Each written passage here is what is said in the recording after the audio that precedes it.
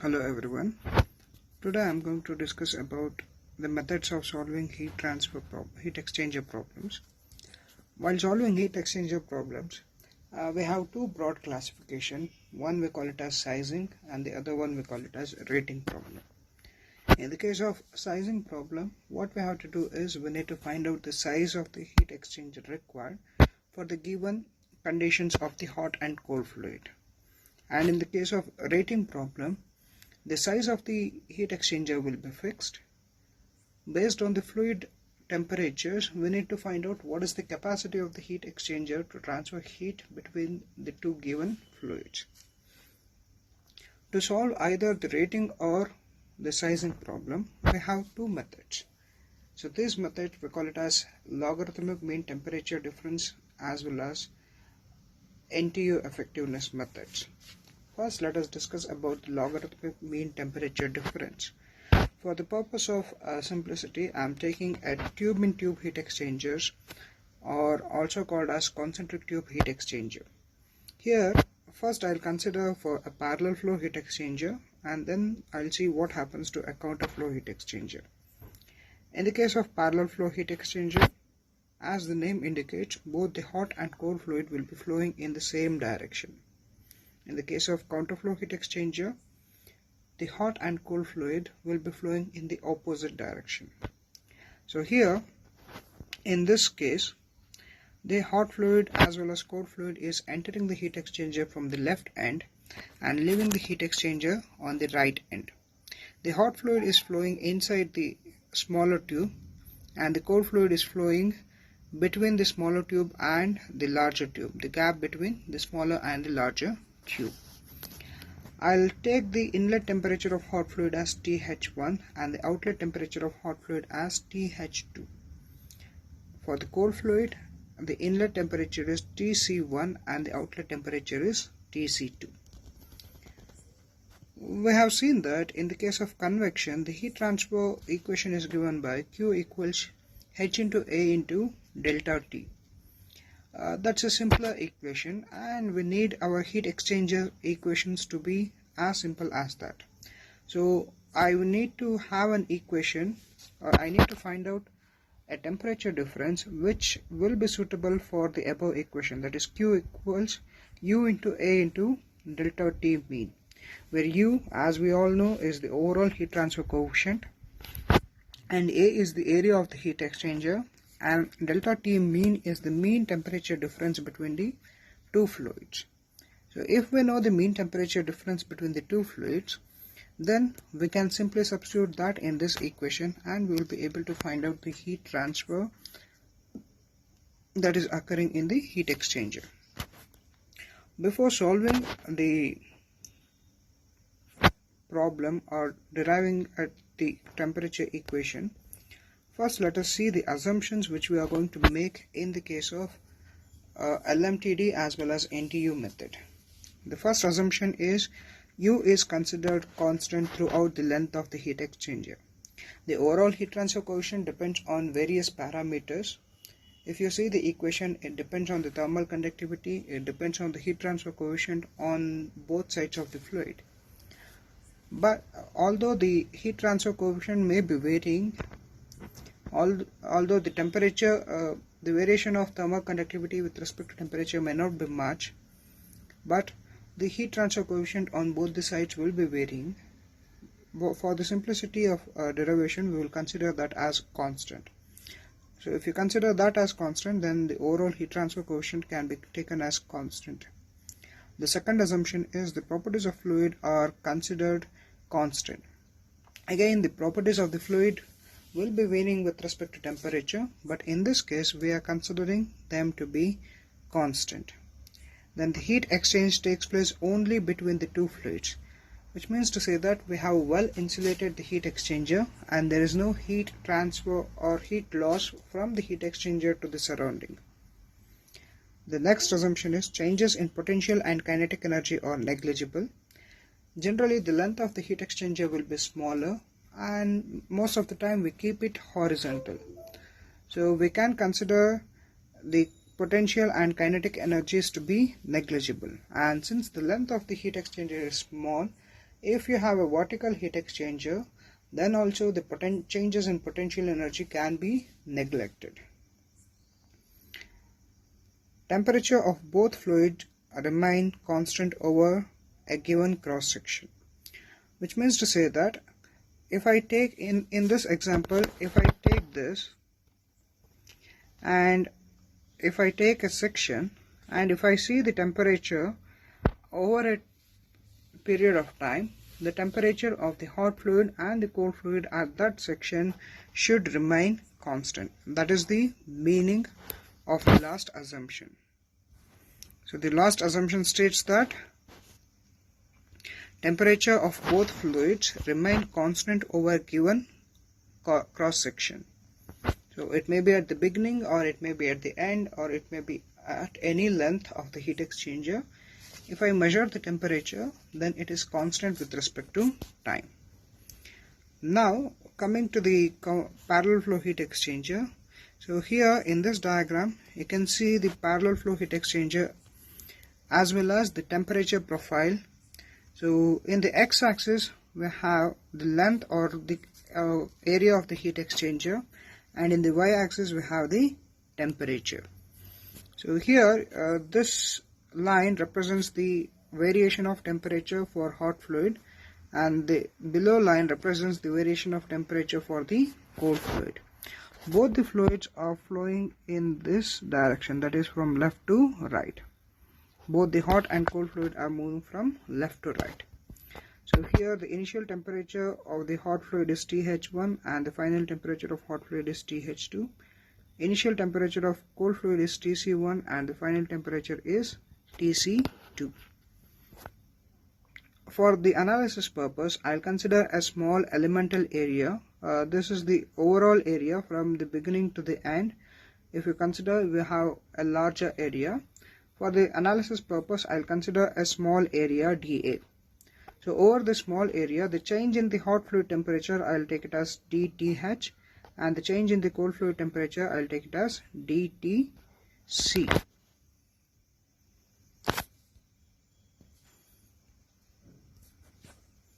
So now applying the first law of thermodynamics for the small elemental area which we considered in the previous slide, we can see that the heat given up by the hot fluid, that should be equal to heat received by the cold fluid, because in the assumption we have seen that we had assumed that there is no loss of heat to the surrounding and the heat transfer is taking place only between the hot and the cold fluid. And for the small elemental area, whatever the amount of heat transfer occurring, I'll call it as dQ, and that will be equal to minus mH Cph into dTh. I'm using negative sign here because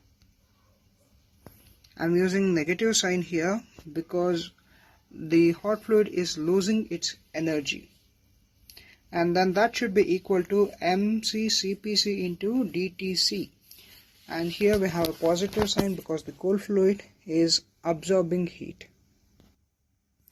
From this I can write dTh is equal to minus dQ divided by mH Cph, and dTc is equal to dQ divided by mc Cpc. I'll subtract dTh by dTc. I do that, dTh minus dTc will be equal to d of Th minus Tc, which is equal to minus dQ into 1 over mH Cph plus 1 over mc Cpc. And I'll further try to simplify this by substituting dQ as U into dA into change in temperature or the difference in temperature between hot and cold fluid, that is Th minus Tc. So here we have, instead of dQ I have U into dA into Th minus Tc, that is taking place between over the small elemental area dA. I'll take the temperature term to the other side, so Th minus Tc to the other side, then I'll get it as d of Th minus Tc divided by Th minus Tc is equal to minus U into 1 divided by mHCpH plus mCCpC into dA. Now I'll integrate this from inlet to the exit. So when I'm integrating from inlet to the exit, so here you can see that at the inlet the cold fluid has a temperature of Tc1 and the hot fluid has a temperature of Th1, and at the exit the cold fluid has a temperature of Tc2 and the hot fluid has a temperature of Th2. This is our boundary conditions, or the conditions which needs to be applied, or the limits which need to be applied for integration. And when it comes to area, the area starts with 0. Here the area will be 0 and here the area will be equal to capital A. So when we integrate that, we can see that since we have 1 divided by Th minus Tc into d of Th minus Tc, when we integrate 1 over x into dx, we will get ln of x. So here we have two different terms, two different limits, one at the entrance and the other one at the exit. So always it will be, we need to apply the limit as exit minus entry. So when we apply that, since we have ln of Th2 minus Tc2 minus ln of Th1 minus Tc1, that can be combined as ln of Th2 minus Tc2 divided by Th1 minus Tc1, and that will be equal to u into the integration of dA is capital A minus 0, so that is upper limit minus lower limit, so it is capital A into whatever the term we had within the bracket, that is 1 divided by mHCpH plus 1 divided by mCCpC. Now considering the total heat transfer for the entire heat exchanger, we have Q will be equal to mHCpH into Th1 minus Th2, and also Q will be equal to mCCpC into Tc2 minus Tc1. So I'll rearrange that as mHCpH is equal to Q divided by Th1 minus Th2, and mCCpC will be equal to Q divided by Tc2 minus Tc1. So in the place of mHCpH and mCCpC, I'll use these two terms. So when I do that, I'll have ln of Th2 minus Tc2 divided by Th1 minus Tc1 will be equal to minus u into A divided by Q into Th1 minus Th2 plus Tc2 minus Tc1.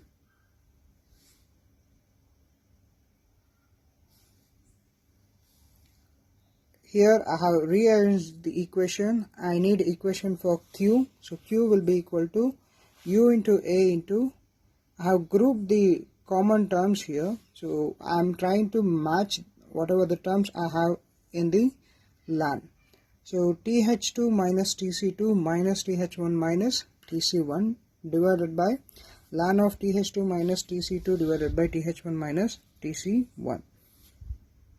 Initially we had considered an equation where Q was equal to U into A into delta T mean or delta Tm. So if I compare these two, I can write delta Tm will be equal to Th2 minus Tc2 minus Th1 minus Tc1 divided by ln of Th2 minus Tc2 divided by Th1 minus Tc1. Or instead of writing Th2 minus Tc2, that is the difference in temperature of the hot and cold fluid at the exit, I'll write it as delta T2.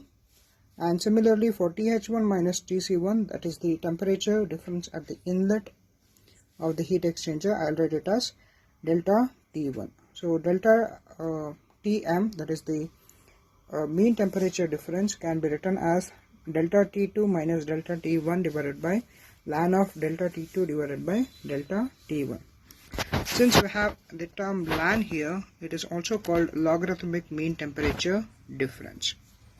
Okay, so in the diagram you can see that At the entrance, the temperature difference is delta T1, and at the exit the temperature difference is delta T2. So if you are able to draw this profile and if you are able to find out delta T1 and delta T2, then you will be able to find out the LMTD or the logarithmic mean temperature difference very easily by substituting these two values. Now we have few observations to be made. We have a special case when delta T1 is equal to delta T2.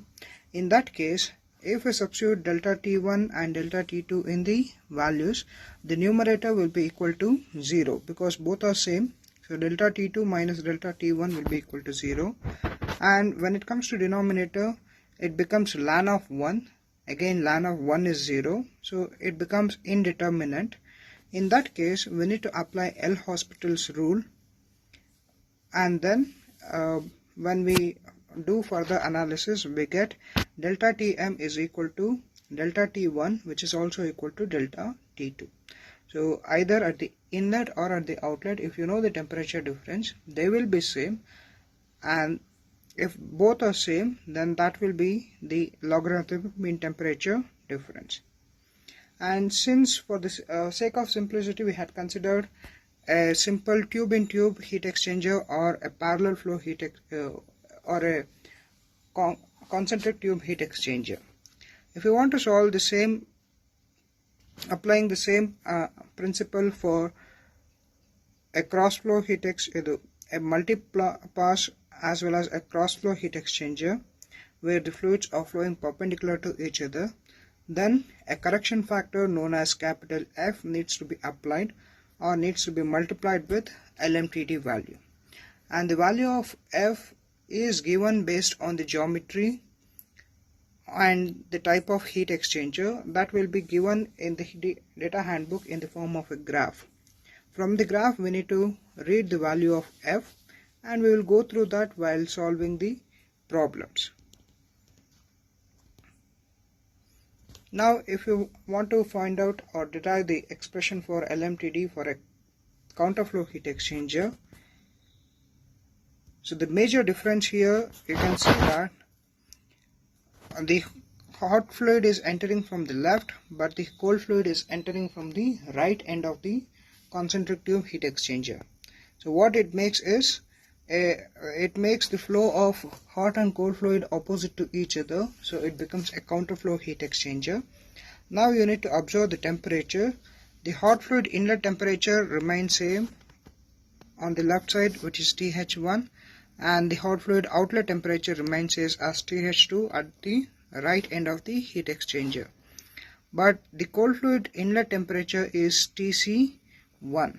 So here we have TC1, which is on the left end of the heat exchanger, and the cold fluid outlet temperature is TC2, which is on the left side of the heat exchanger. And if you observe the temperature profile, you can see that they are almost parallel to each other, and here you can see the arrow mark. The hot fluid is flowing towards right and the cold fluid is flowing towards left.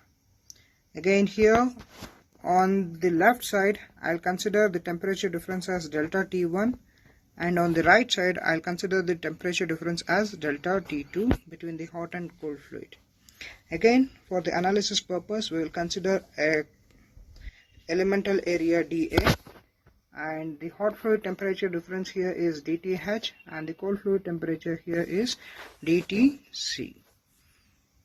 The assumptions remain same, and we need to satisfy this equation, that is we